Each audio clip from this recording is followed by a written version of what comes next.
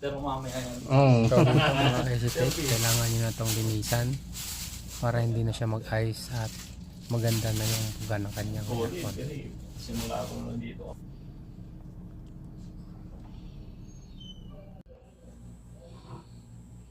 Sobrang dumi na mga ka-STech. Kapag ganyan, ipalinis nyo na.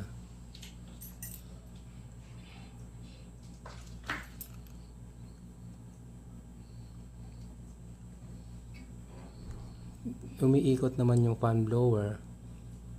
Okay naman yung fan blade. So ito na siya, malinis na yung fins. Malinis na siya. Yan. Makintab na mga ka-STech. Pati likod, sa loob at labas.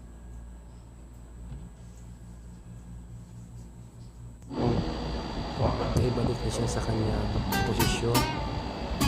Thank you for watching.